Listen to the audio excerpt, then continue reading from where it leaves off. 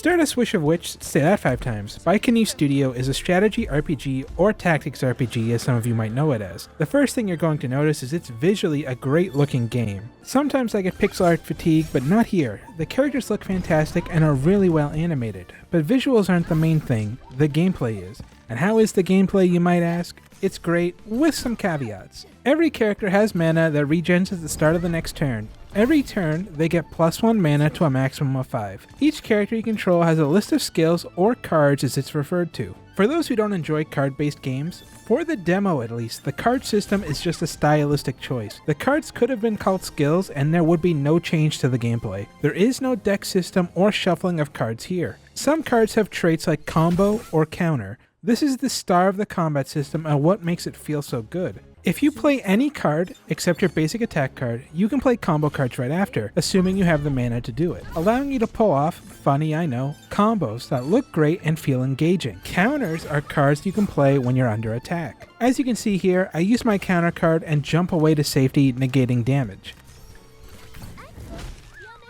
Every character also has an ultimate ability that gets its own unique animation.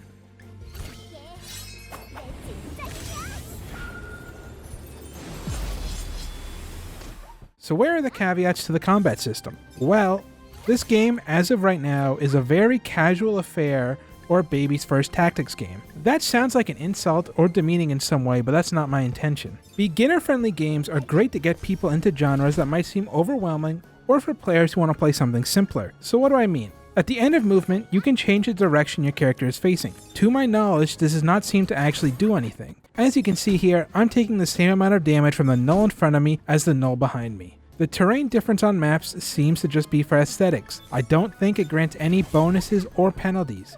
Here my character uses his counter to jump away and takes no fall damage. This doesn't really matter, I just thought it was funny that he's leaping off a ledge to avoid 20 damage. There are no character types, just unique units, so there's no rock paper scissors system here, at least for the demo. That might not be true for the full release. Again, there's nothing wrong with beginner games, but for people that want that extra layer of depth, just be aware it's not here, at least going off the demo.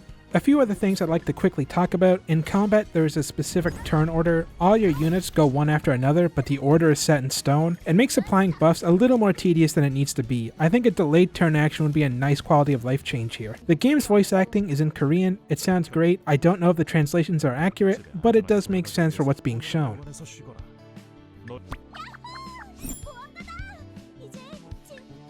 Story seems interesting enough, not going to spoil it here. The soundtrack is okay, about what you would expect, except the final boss. He had a grooving tune, I really liked his music.